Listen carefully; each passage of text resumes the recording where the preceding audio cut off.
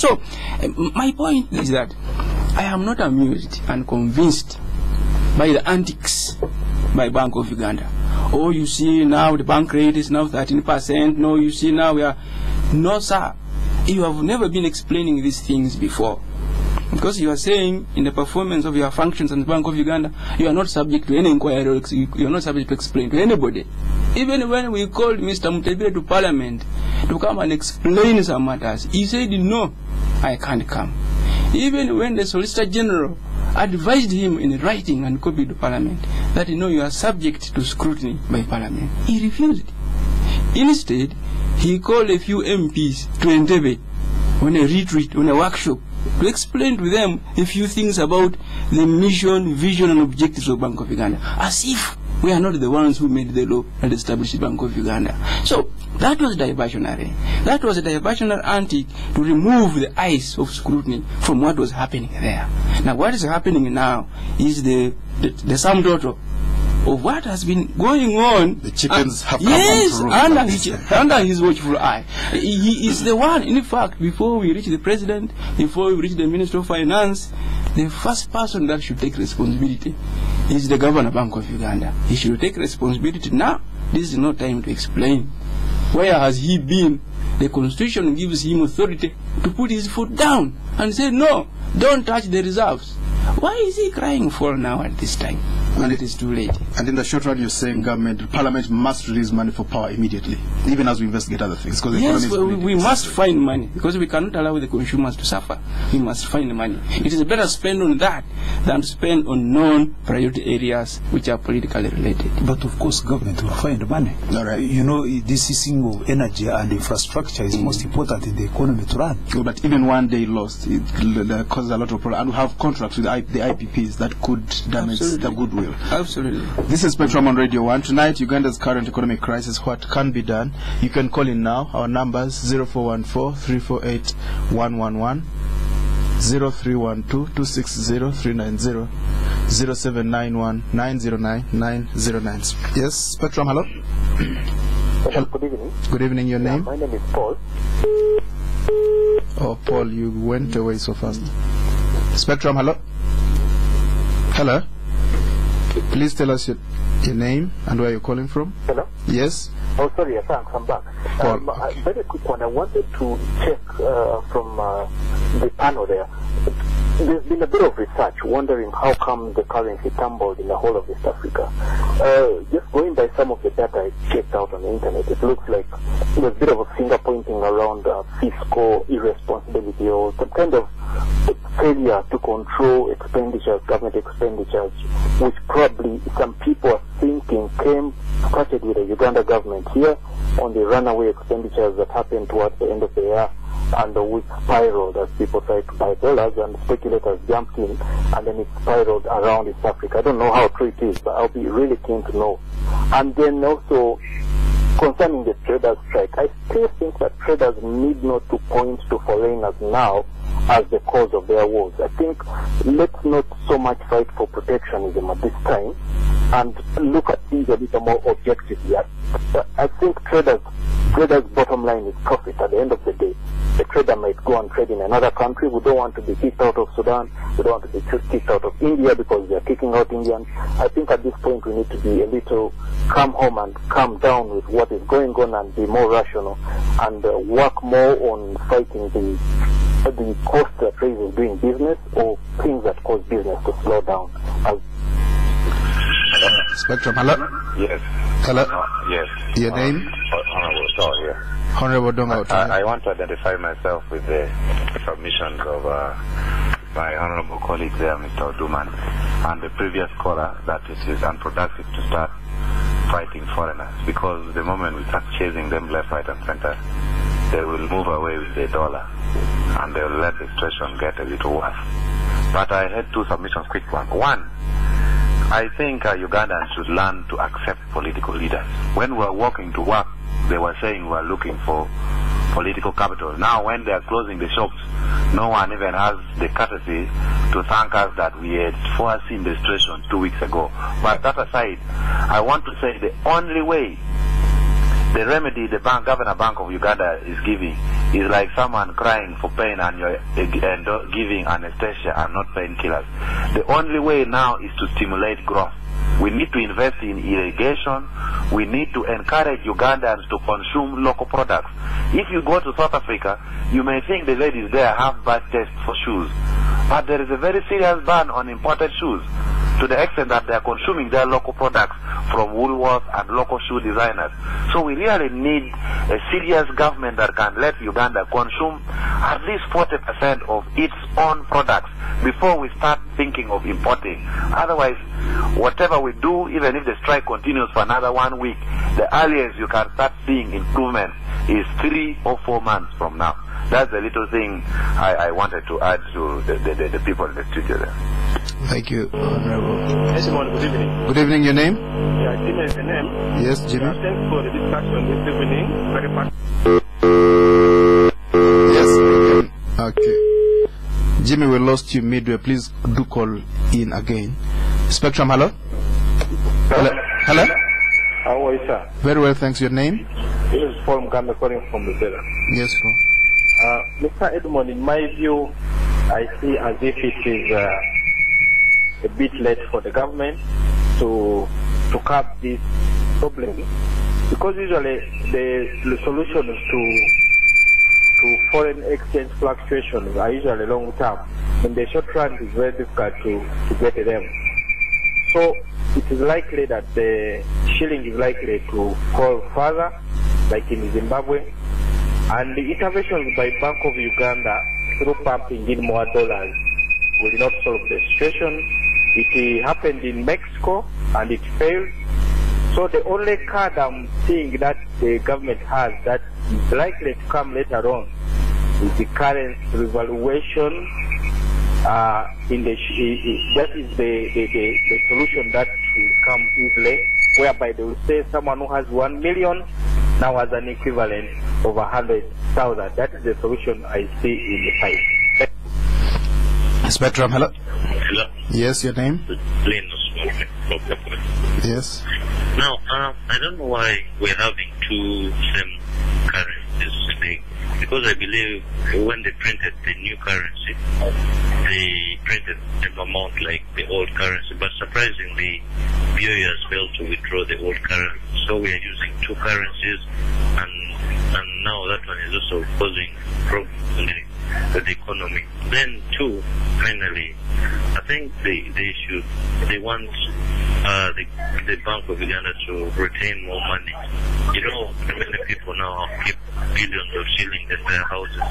I think they should tell that the BOE should come out and say they're going to devalue the currencies.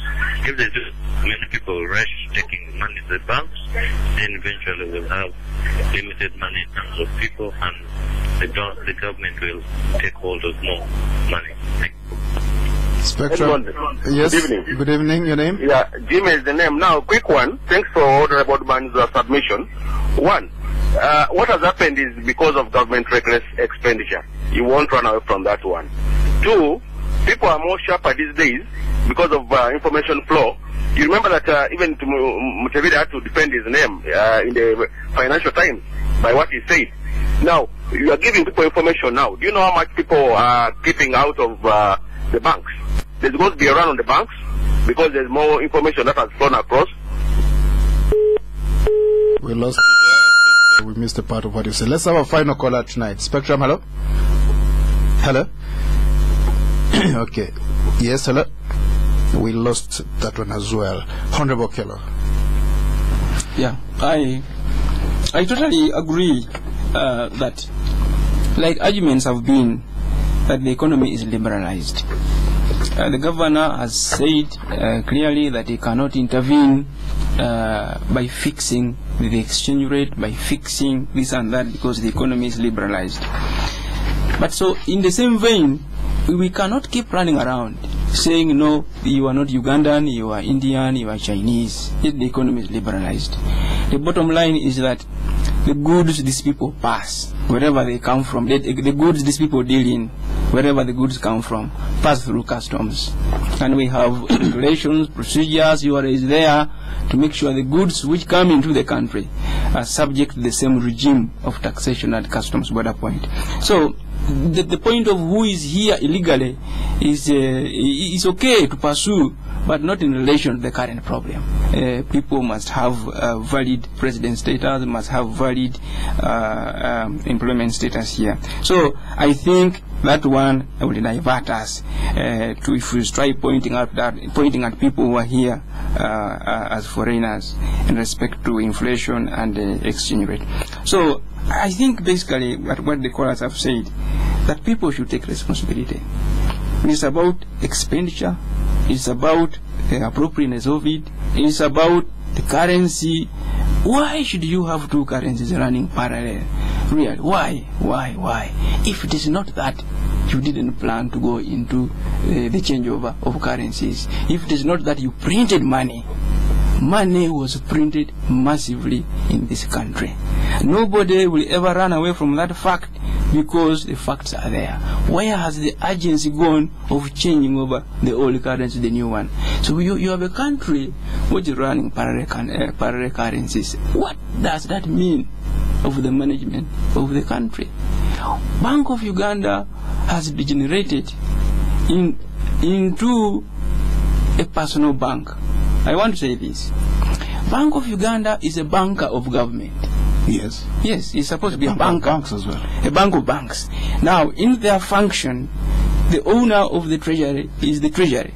The owner of the consolidated fund is the treasury in the Ministry of Finance. Yes. Now, the power has gone out of the hands of those people in the Ministry of Finance into the people in Bank of Uganda. What do you mean that? What I mean is that if you have a bank account with the DFCU, yes, for example, for money to get out of your account, you have to sign for it. You must sign for it. For money to come into your account, you must know. Yes. Because you are the owner of the account. By the way, the treasury in the Bank of Uganda, the consolidated fund account is running now. We, the owners of the accounts, are not in charge anymore. Mr. That's why the problem is the bottom line. No, actually, I disagree with my colleague. The Bank of Uganda will continue controlling the finances in this country, and of course, with the partnership of the Ministry of Finance.